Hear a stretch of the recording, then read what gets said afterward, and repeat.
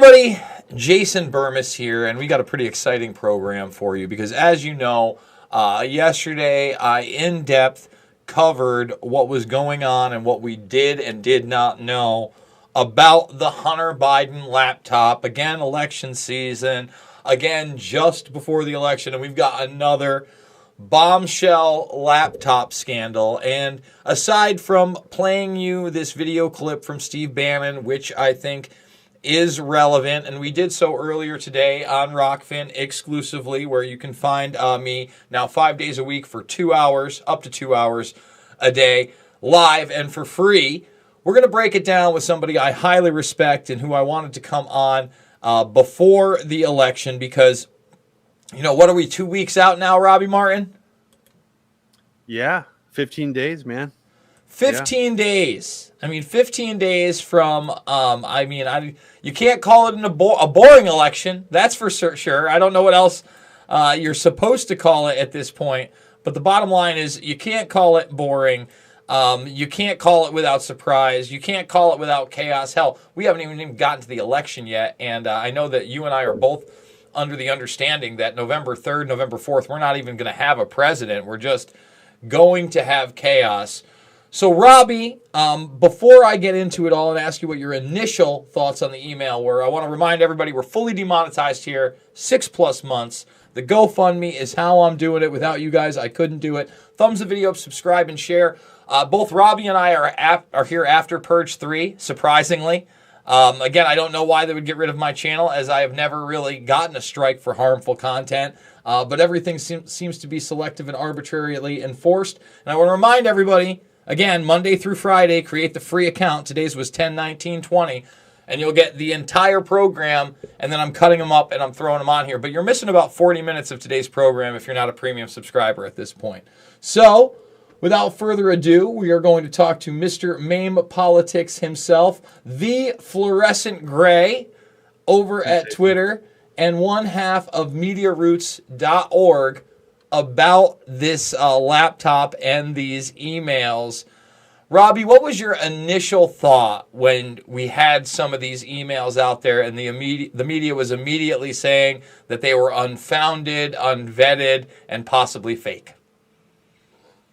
Well, my initial thought was that I think we've discussed this here on your program before, Jason, which is that the media class, the think tank class, these intelligence, people, these ex-intelligence agents who parade around and go on TV shows, that entire crowd of people, the blob, whatever you want to call it, was simply not going to ever allow again something on the level of the 2016 WikiLeaks email dumps. And I think it was pretty clear to people like us that a lot of these countermeasures and this war on disinformation and this war on fake news and all the algorithmic changing that they did online was largely as a result of the 2016 WikiLeaks email dumps having a pretty significant impact on the election.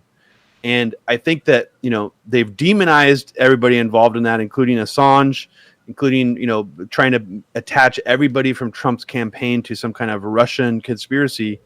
But I think that what we're seeing happen now, Jason, is pretty much exactly what we should have expected.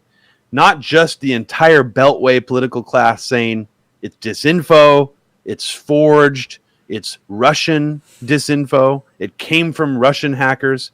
But we're also seeing Twitter and the social media networks directly blocking the transmission of a link to, and I have no love for the New York Post whatsoever, but directly blocking a link to a relatively mainstream Rupert Murdoch-owned news outlet, which is an unprecedented move. I mean, it would almost be like if Twitter was directly blocking any mainstream outlet that bothered to mention anything from the 2016 WikiLeaks emails, which they didn't back then. But that's, I think, is an illustration of how much worse things are right now.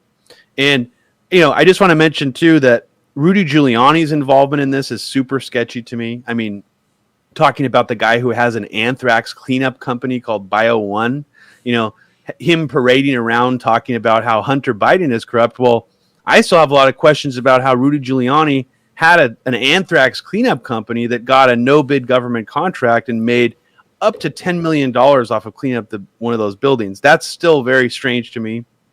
And of course, Steve Bannon's involvement is also very curious. But one thing I wanted to mention, Jason, that most of your listeners probably don't know, is that John Podhoretz, who was a son of an important PNAC member, actually wrote at the New York Post at the time that the anthrax attacks were happening.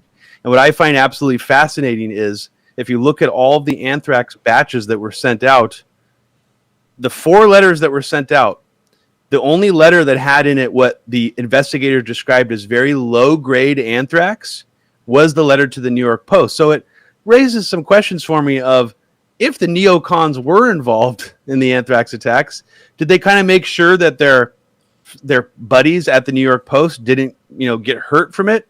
I mean, I think it's a question worth asking, because you can find pictures of the granularized, sort of weak, non-weaponized anthrax that did get sent to the New York Post, and it's kind of curious to me. But I know I just ran a rant about anthrax, but I'm happy to talk about everything else having to do with the scandal. Well, I think it's extremely relevant, and just like you, when I first covered this, I wanted to make it extremely clear. Number one, I am no friend of the New York Post. The New York Post were one of the main proponents of trying to discredit 9/11 truth, trying to discredit the anti-war movement during that Iraq Bush era. 100%. I am no friend of Rudy Giuliani, who not only helped cover up what actually happened on 9/11, but then cover up the subsequent responses and cleanups that were costing people lives, and covering up the air supply issue with Christy Todd Whitman, all that stuff. These people are not my friends. But then we get to this laptop. Now, the story goes that we have this computer repairman who's legally blind, conveniently, Robbie, who immediately gets doxxed by the media, who apparently had given the hard drive over to the Department of Justice, but then kept a copy himself, and then it is that copy that made its way into the hands of Rudolph Giuliani. Before we even get into the emails, the content, the laptop itself, what are your thoughts on this story? And now the revelations that no matter what you believe about this story, the FBI seems to have had this laptop in their possession since December of 2019, while, this impeachment was going on involving, the president supposedly being on a corrupt phone call, daring to ask the Ukrainian president to investigate corruption, which his prosecutor was. So before we get into all that, what are your thoughts on the origin story of this laptop? I mean, to be completely honest, I don't think it fully passes the smell test. There's definitely something odd about the origin story of it. I mean, you already mentioned the fact that this guy is supposed to be legally blind. It's very convenient. He claims Hunter or no one from the Biden family remembers them, dropping the laptop off at his store, which is also odd. So presumably the story is that Hunter Biden had a third party, bring these laptops in a totally unsecure fashion to a totally, apparently, a store that he thought he could trust or that he had never used before. The whole chain of events is definitely very fishy, Jason.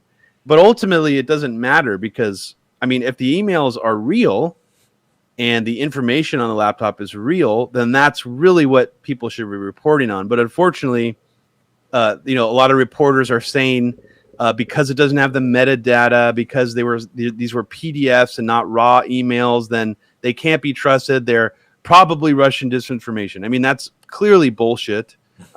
It seems like an awfully risky thing to do, to run with this at all if there's any chance of the emails being forged. I don't think that the people who are pushing it would want that much egg on their face in terms of that. So that part is unbelievable to me. But it is an odd chain of events. It doesn't really make a whole lot of sense why this guy would reach out to Rudy Giuliani after he felt that the FBI wasn't following up on the case. And also, Jason, you brought up impeachment, which I think is really interesting to look back on that and think, did the people who were driving the impeachment against Trump, did they know that someone was already in possession of Hunter's laptop? Because, as you said, if they had this since 2019, I would guess that some of the people involved in that impeachment scandal against Trump were aware that this was sort of being cooked up. Someone had this data. Maybe they didn't even know it was on it and were sort of struggling to try to cover it up. I really don't know, but it adds a new spin, I think, to the whole impeachment scandal. And it's also interesting to me that, you know, we keep hearing about Burisma, but yet the right-wing narrative, the spin, is now totally eclipsing Burisma and is going into child pornography territory, which, of course, is not a surprise. But it's also a little bit curious because it makes me wonder, are the Republicans not as concerned about Burisma anymore? Because that did seem like sort of a slam dunk, nepotism. He gets a huge cash, you know, he cashes out millions of dollars from this job that he was totally underqualified for, and Biden plays totally dumb. I mean, clearly there is a scandal there. Anyone could see that. But then I'm questioning why the Republicans are not sticking to that. And that makes me wonder if other Republican people are also have their hands dirty in terms of Burisma or Ukrainian energy. And I would guess, Jason, the answer is probably yes. I mean, that's total speculation on my part, but it's another reason, you know, why there's an easy answer to why the Democrats didn't go after torture, you know, in the Bush era. It's because they secretly approved it, and it would come back to bite them in the ass if they fully dug. So that's my only thinking on Burisma. The China stuff, I don't know about that. I mean, it's totally believable to me that his son got some kind of big payout with that benefited the Biden family. But I'm honestly more curious about where they're going to go with this child pornography thing, because as we know, Jason, that is the magic spice to really take this over the top in terms of really October surprise territory. All right, so here's where I'm coming from on it. All right, let's start with the Burisma thing. I think one of the reasons that the focus is away from Burisma is because we've all known about Burisma and the dealings now at varying levels, if you've been paying attention, up to 2 years ago when you first had Biden at the CFR bragging about it. And I think that the powers that be, the people within the Trump campaign that are putting these ads out, realize that that talking point is only so effective because it's never been able to take hold. Most people don't know what the CFR is. They don't get the context of, well, son of a bitch, they fired the bastard. You know, they don't get it. So I think that you're right that the magic spice is kind of this CP thing. If you even look at the town hall this week with Trump and them opening with what? You're a white supremacist. You failed on COVID. Let's get into QAnon. And they spar about QAnon back and forth for some time. But then he goes, look, I know they're against child pedophilia, which I'm against. You know, he knows the strongest points to make and how to kind of obfuscate the rest of the issue. He's not a dumb guy. So then we get into the CP. Now, before we get into the origins of that story, the fact that we have the FBI's top porn lawyer, CP porn lawyer it is, on the case. Okay, that is a factual thing, and that's got people looking at this. You also have an OAN reporter saying that she's gotten a look at the laptop and that it contains, quote-unquote, Hunter's underage obsessions. Let's hear this 2-minute clip. I'm going to try to play it without any interruptions of Steve Bannon commenting on the laptop, because I think it's really Bannon's revelations that may be some of the bombshells out there, and explaining to people why these emails, Robbie, are 100% legitimate. When we talk to critics about this latest bombshell from the New York Post, they'll look at the inception of these documents. They'll say, well, how do we know that these emails are verified or anything like that? But I know that here's how you know. It's very simple. Rupert Murdoch, one of the biggest media moguls in the world, owns the New York Post. Rupert Murdoch's lawyers did the due diligence here. That's a fantasy. Rupert Murdoch's one of the most sophisticated, tough media entrepreneurs in the world. His company's market capitalization, I think, is $60 or $70 billion. Don't give me any nonsense of what these guys on the left say, Alex, about, oh, how do you know it's true? Here's why you know it's true. It's on the pages of the New York Post. And if you think it's not true, if the Bidens think it's not true, let them sue the New York Post. Because the New York Post will have full discovery on everything the Bidens have ever done. Not just on this hard drive, on every relationship they've had. Let's call the Bidens bluff.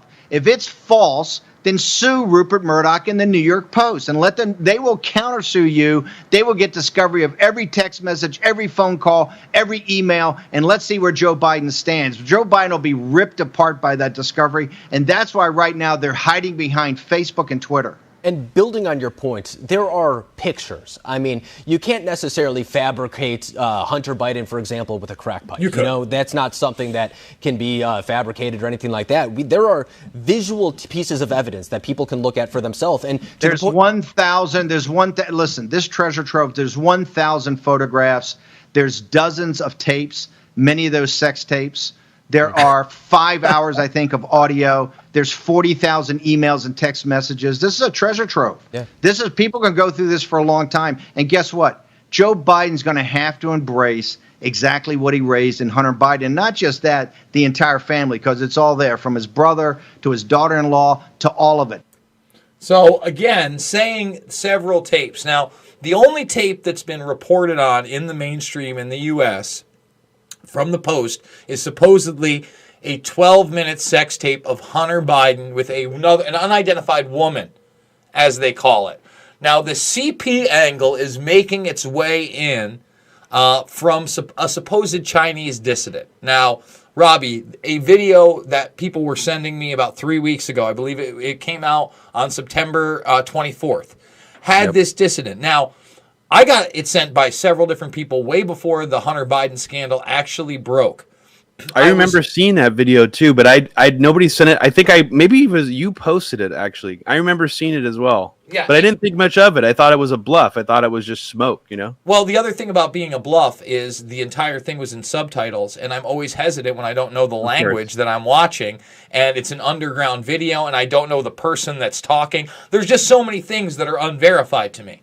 Now, at this point, we can at least say that is, a legitimate video. The translations seem to be somewhat legitimate when he is talking about tapes of Hunter Biden, pedophilia, and torture of children. Now, that's the really interesting thing. Now, he also claims that it was the CCP that taped these things. Yes. Which calls into question so many things, because as we're talking about whether or not this laptop was actually dropped off by Hunter Biden or himself, the other thing is that this didn't necessarily have to be a cyber attack, Robbie. You got somebody who's heavily smoking crack all the time. Literally, the pictures of the meth mouth are out there from the laptop. All you need to copy someone's hard drive is access to that computer 15 minutes in a USB thumb drive or a hard drive, and you've got it. And then you can make it look any which way but Sunday. Now, with you studying, especially the massive amount of propaganda against China, and that's not endorsing the CCP, that's not endorsing the slave camps, but it is showing that, especially here in the West, there's been a lot of outspoken rhetoric against China lately, not only prior to this election, but during the quote-unquote COVID-19 84 Chinese virus. Do you think that there is the possibility that this stuff was known by the intelligence community and they used him as a conduit to put this information out several weeks before in a narrative that, the supposed right or the Trump supporters wanted before it came out? Well, yeah, I mean, you're kind of hitting on the way that I think about a lot of this stuff, Jason. Yeah, I mean, I think that's very, very possible, definitely.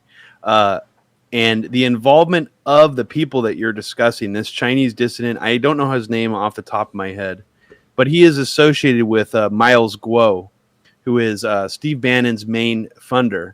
And Miles Guo is the guy who Bannon was arrested on his $10 million yacht just a couple months ago for the Build the Wall fraud case. Now, what most people didn't learn from that story of Bannon's arrest is that Miles Guo, this exiled Chinese billionaire who was, when I say exiled, I mean he's a fugitive on the run. We don't have an extradition policy with China. So this guy, he was charged with rape, kidnapping, and fraud. He escaped the United States. He's a billionaire. And he has basically been letting Steve Bannon live on his yacht on and off for the last several months. Now, what didn't come out from that Build the Wall fraud story is that Miles Guo is also currently under investigation by the FBI and the SEC. for about $300 million of fraud. And I've been talking to a lot of people who are more familiar with this story than I am, who very strongly believe that Steve Bannon and Miles Guo are for sure going to jail. And I trust these people because they're not Russiagators, and if you look at all the details I'm laying out here, none of this stuff connects to Russia. It's not Steve Bannon, someone doing a witch hunt on Steve Bannon or his people to try to tie them to Russia. This is a fraud completely of their own making. And so it is fascinating to think, was Steve Bannon involved in pushing Pizzagate or even QAnon back in the 2016 election? I think it maybe is possible, because what you just touched on, I think, is very interesting, that they might have been, we hear the term pre-programming a lot in conspiracy culture. And I think these people are very good at pumping things into the conspiracy movement, disinformation that serves their agenda. Now, I'm just going to admit right here, I don't think that this, for example, this claim from a Newsmax reporter about Hunter Biden is true. Here's what the Newsmax reporter said. He says, "Breaking news. My sources, as high up as it gets, watched videos of Hunter Biden's laptop today. Just told me point blank, no rumor. They saw Hunter raping and torturing little Chinese children. Chinese government has the same videos. Biden is compromised, blackmailed, can never be pressed." I mean, there's just so many layers of absurdity in that one tweet. I'm going to, I'd be willing to take any bet right now if someone wanted to bet me that that's going to come out. I would bet against it. That's probably not going to come out. But hold on. Let's. I want to ask. Even if those things do not come out and are not confirmed, do you think that it's untrue? Is there the possibility it's very real, and just like the Wiener laptop, we never saw the light of day, and then certain things get said about that, like all those police officers either were murdered or suicided. All of that's false. But what is real is that the FBI investigator that looked at that laptop has now gone public a month and a half ago saying, "I still can't believe nothing was done about this. There are things to look at." So in other words, do they put out the most sensationalist claims, A, because they know it'll be effective in the election, and B, because they do know it'll never see the light of day, and the only way that they're going to be able to, leverage that information is in the court of public opinion? Or is it the other way around, where the opposite end that wants to discredit everything and say it's fake is putting out these sensational claims in the hope that they can obfuscate all the nepotism and the criminal corruption, cartel style, family style that you see in upper echelon politics via Biden, his son, his families, and these backdoor deals? I think the last thing you said is very, very likely, Jason, because I like I said, I have noticed an odd drifting away from the Burisma scandal and more of this focus on something new, which probably there's some truth to it, this new Chinese scandal that Hunter's involved in. But I think you just hit on something really very possible. And, it might sound like a plot of House of Cards or something, what you're describing, but this type of political op probably happens all the time where, you have a real scandal, but what do you do if you want to cover up that real scandal if it's all already out there? Well, you create another scandal that's clearly fake or hyperbolic to overshadow that scandal. And I wouldn't be surprised if this is a technique used fairly regularly. The question is, if that's the case, then who's Bannon really working for? Which side is he really on? Which side is this guy Miles Guo really on? And what's interesting, Jason, is there's an employee of Bannon's think tank named J. Michael Waller. He's an old school neocon. He used to work for, or he still actually lists on his bio on Twitter, a member of the Committee on the Present Danger China. It's a think tank co-founded by Steve Bannon. J. Michael Waller is now directly accusing Bannon and Miles Guo of committing fraud. He's basically his employer of committing fraud. And on top of that, Jason, he's also accusing Rudy Giuliani and Miles Guo and Bannon of blowing up a fake scandal to cover up the real one. Now, I find that very interesting. You could write this guy off and say, well, he's just a neocon. He works for Frank Gaffney. Screw this guy. But I think it's very interesting that he's out there right now directly saying, hey, wait a second. This is really hyperbolic. This stuff seems like disinfo. Don't pay attention to the players. Pay attention to the information that we already know is real because this Hunter Biden scandal is real, and Rudy and Bannon and Miles Guo are making it look fucking ridiculous. Like, so he's out there saying that right now. You can check his Twitter feed. So I don't know, Jason. I think your last theory that you laid out is very likely, and that raises questions about what is Bannon's deal. Is he, and this guy Miles Guo, there are people who believe he's actually a CCP double agent who is pretending to be an anti-CCP dissident, stirring up all this stuff here, when in fact, J. Michael Waller is saying this guy's actually a Chinese spy. And if that's the case, then is Bannon working for a Chinese spy? I mean, it's or is he caught up in like a triple cross, one of those Peter Lance type deals? I did want to really talk to you about this because it involves your sister.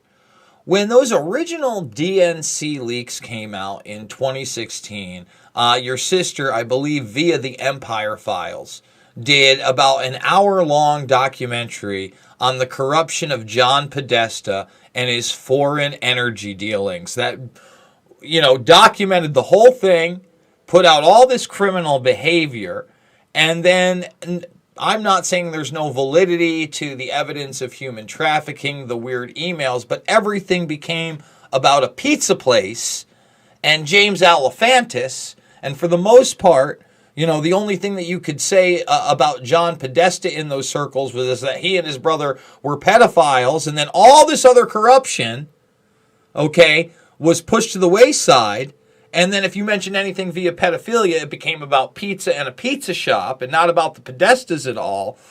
How frustrating was that for you, and especially your sister who did all this amazing work, laying out in this, great journalistic piece, the corruption that these emails had revealed, and then essentially being completely ignored and that aspect of the case being forgotten from history?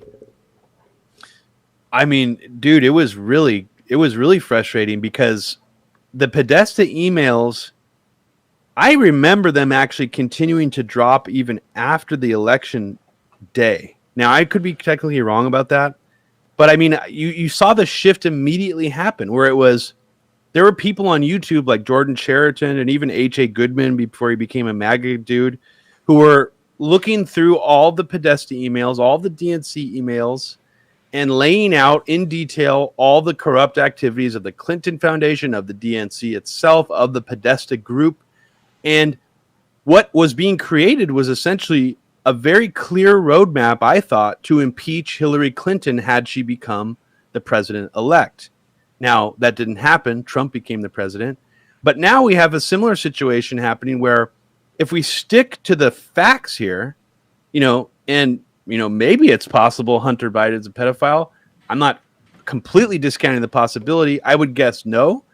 But I think that if we actually had a really thorough workover of all the Burisma stuff, all the nepotism, all the financial corruption here, we'd have a clear roadmap to potentially impeach Joe Biden. And I'm not saying that in any exaggerated way. I really mean that. Imagine if Trump got into office with a barrage of leaks about his financial dealings, indisputable. We had a record of it. We had paper trails. I feel that Trump would have been impeached fairly easily, honestly, if that was the case.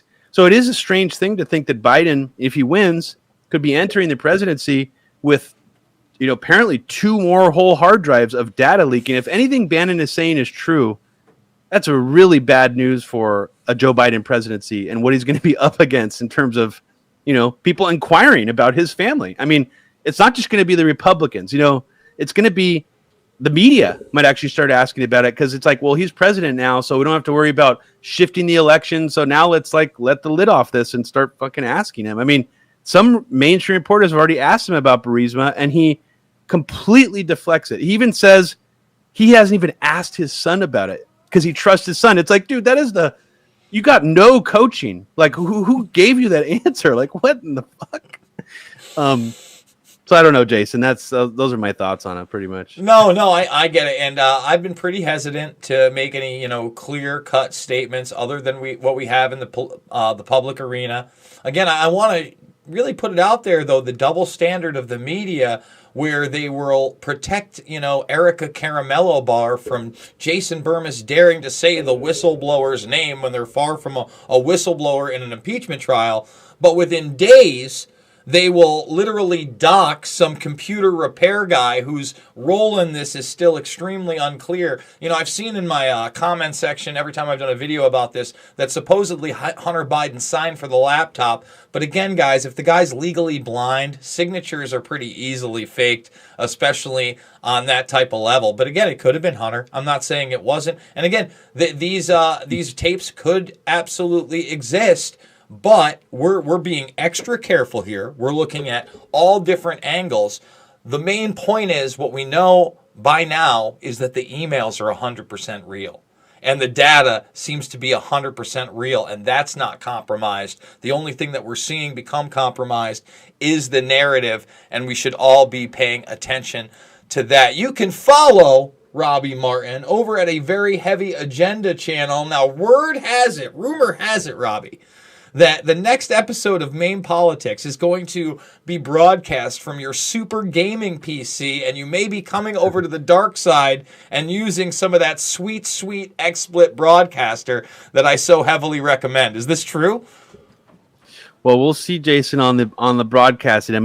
But yes, the first part is totally true. I invested a decent size of my income on a super powered gaming PC that is being designed right now by a guy named Vic out of on the East Coast, and he makes like bar top arcades. He makes like MAME cabinets, and so I just had him build me, what's basically a console version of a gaming PC. You boot it up, it goes right into the game menu.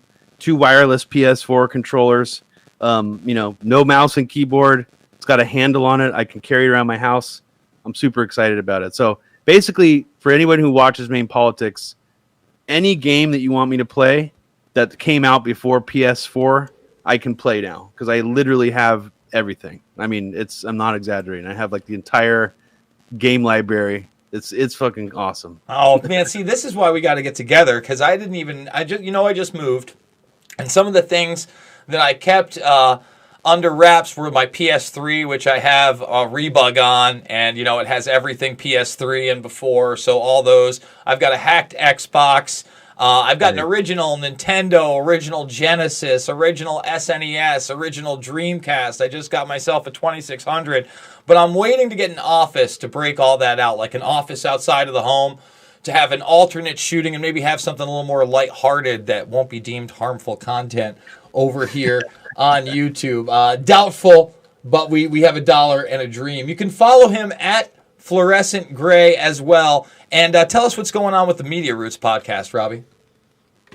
Well, Media Roots is about to hit its 10-year anniversary, which is very exciting. And we're going to be doing a special broadcast. So we've never done a video live stream before of the podcast, and we're going to do one of those for the first time on the 10th anniversary, which is coming in a couple of weeks, October 30th. So if you want to check that out, you could. It's going to be broadcast on Abby's Media Roots YouTube channel, and I put the link up on my Twitter if you want to grab that. And yeah, it's going to be a lot of fun. We're going to be taking audience questions pretty much the whole time, and yeah, so check that out. And we got we're still doing 4 podcasts a month, and the Masonic History of the United States series, which we're still working on. And yeah, that's about it. Well, I got to get both of you on now that you have the 10th anniversary. We should do at least a 30-minute broadcast together, talking about you guys' start and really your longevity in alternative media, especially in such a weird time of censorship. Robbie, we also have to get together before the election. I'm going to, kick, scream, and pull and make sure you get in here before the votes are cast. I want to thank you for coming on. And if we got any big developments on this, I may have you on even sooner. Thank you so much for joining us. Thanks, Jason. Take care, man. Always a pleasure to have Robbie Martin of Media Roots on, guys. Again, we don't have to agree on everything, but he brings a perspective that I really do respect. $5, $10, $15, it means the world to me. Big donors, I need you now more than ever. The link is down below. This is how we're doing it. Remember, if you didn't tune in live today, if you didn't have the free subscription, you missed out because now it's premium. You missed about 40 minutes that you can't get anywhere else. Yes, I cut up some of the videos, but Monday through Friday, we're going live at 11 a.m. Eastern, and we're going for up to 2 hours. I think we did about 90 minutes of a broadcast today. Up to 2 hours, uninterrupted. You watch it for free. All you got to do is make the free account. Let's go see how many free accounts we have. Almost 5,900, about 1/10 of the audience here. That's how you can support me. Guys, also remember I am a documentary filmmaker, okay? All of the documentary films are right here. Shade the Motion Picture, Invisible Empire, and New World Order Defined, Fabled Enemies, and Loose Change Final Cut for free right now. Thumbs the video up, subscribe, and share. Join the Burmis Brigade. I want to thank you all for joining me, and we will see you all on the flip side.